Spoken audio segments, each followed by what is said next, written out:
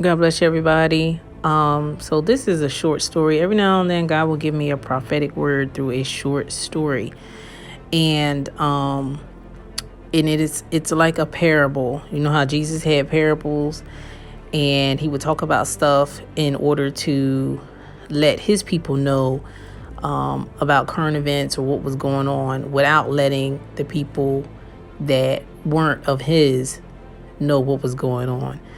So this is basically what this parable is about. It's about current events. And so if I get to the end of reading this and you don't understand, you need to ask the Lord to open up your spiritual ears so that you can hear. So I'm just going to say that this the title, I've titled it No Way Out.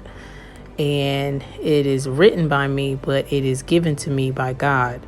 So I just want to make that clear. And it reads, John woke up that morning just like any other day. He didn't know the decision he'd be faced with. He got dressed. He was in the beginning stages of his dream to be a doctor. He graduated high school with honors.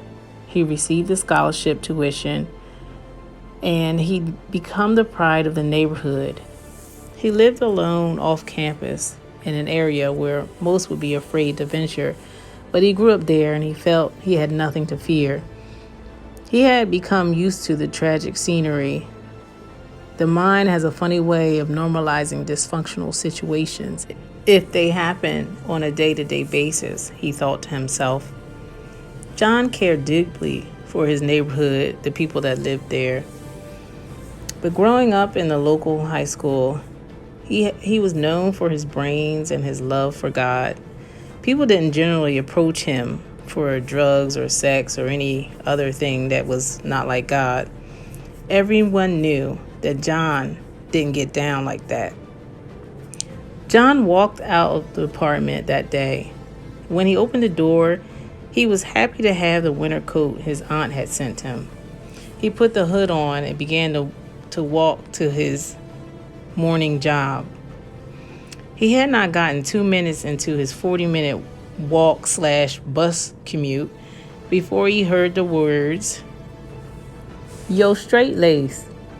He turned and looked and noticed Ronald from his high school driving an old beat-up Suzuki. He knew it had to be someone from high school, because they are the only ones that call him by that nickname, straight lace. He says, "Man, get in. It's too cold." And John doesn't hesitate to get in.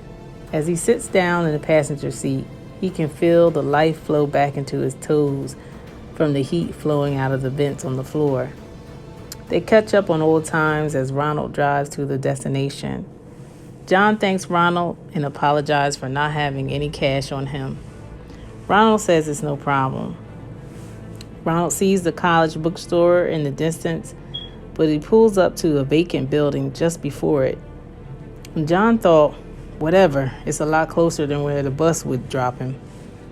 John didn't understand why Ronald had parked so close to the building. He could barely open the door to get out.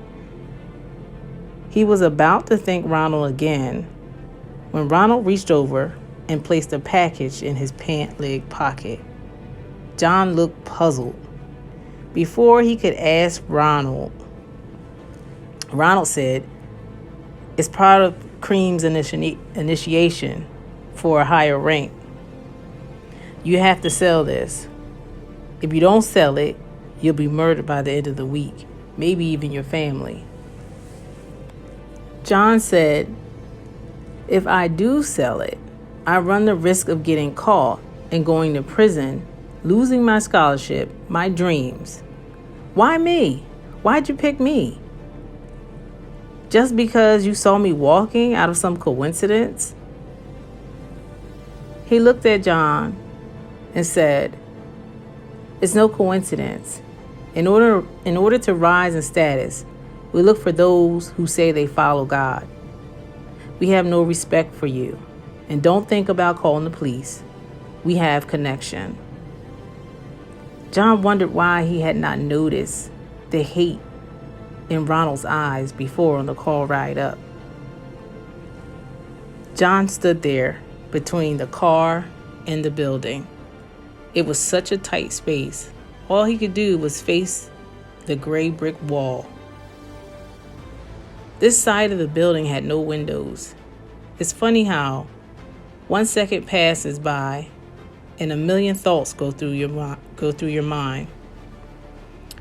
Looking at the building, he thought and screamed within himself, "There's no way out." Just before fear could take hold, another voice said, "But I always provide the way of escape." "But God, look at my situation. All I'm doing is standing here between the car and the wall."